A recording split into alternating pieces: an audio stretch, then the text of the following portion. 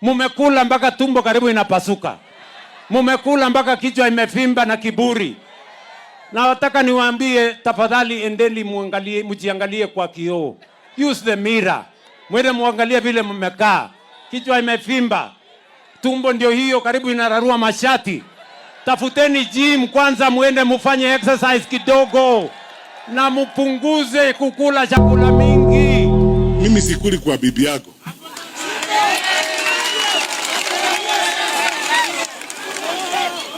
Mimi hujaniona. Hujaniona nikija. Hujaniona nikienda kutafuta chakula kwa bibi yako ama kwa watu wako. Nimemsikiza Mheshimiwa Rais wetu leo asubuhi. And on this particular one, munisikize kwa makini.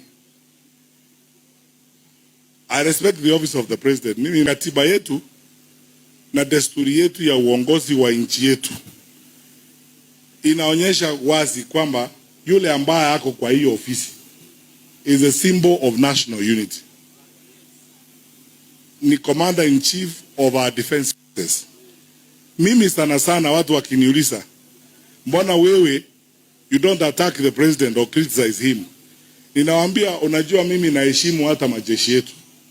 Kwa sababu president ni commander in chief. Kuna kitu ambayo mimi siwezi kuzungumza kuhusu president hadharani namna hiyo. Lakini, and of all national politicians who are out here, you know that I am the one who's most restrained. Kwa hii, I don't like talking about personal things, attacking other leaders, and going personal. Kwa sababu, we must be the change that we desire. Kenyans, after 6 decades of independence, wanatarajia wale tunataka uongozi to be measured, to be mature, to be decent, even in the language we use about each other. Ama namna gani wananchi? Kwa sababu watoto wetu na hawa vijana ambao tunataka kukusa hapa hawezi kuwa eti wanaamuka asubuhi wanatuona sisi viongozi tukiongea na tukijibishana na maneno machafu. Hiyo ni kuharibu sifa ya ofisi kubwa kama ile ofisi ya rais. Na rais wetu mimi ninamheshimu na ninaheshimu ofisi yake.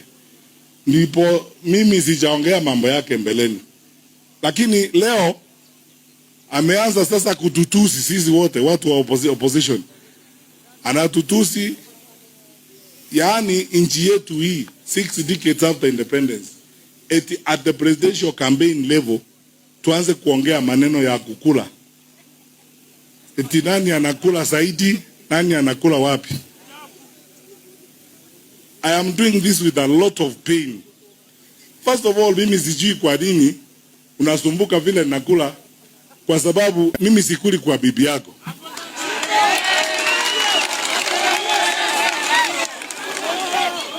Mimi hujaniona. Hujaniona nikija. Hujaniona nikienda kutafuta chakula kwa bibi yako ama kwa watu wako. Mimi nakula ndizi kule Kisii kwetu na ugali na huko. Sasa kama hiyo ndio inakusumbua, mbona mimi sijakuja kukuuliza wewe mbona umekonda? Jua mimi nataka kuwaomba hivi. Tuna heshima kubwa kwa uongozi wa nchi hii. Na ile standard imewekwa na wale wameenda mbele. Mzee Moi mwenyewe, Mzee Mwai Kibaki, Uhuru Kenyatta. Hiyo ndio standard tunataka kwa hiyo ofisi ya rais. Lakini sasa unataka kuibua mjadala kuhusu kukula. Ili tuanze sasa Kenya kusema ni nani amekula mashamba Narok? Ni nani amekula mambo hapa Narok? Unataka tuzungumzie kukula kweli?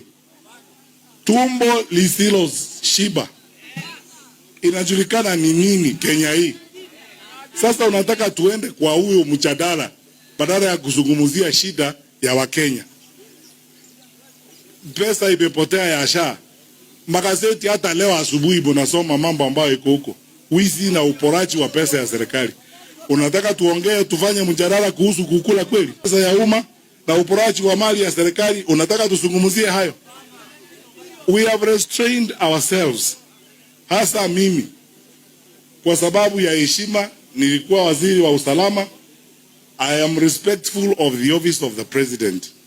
Na nawaambia Wakenya wote, even when we have differences of opinion, we must remember the burden of leadership we carry.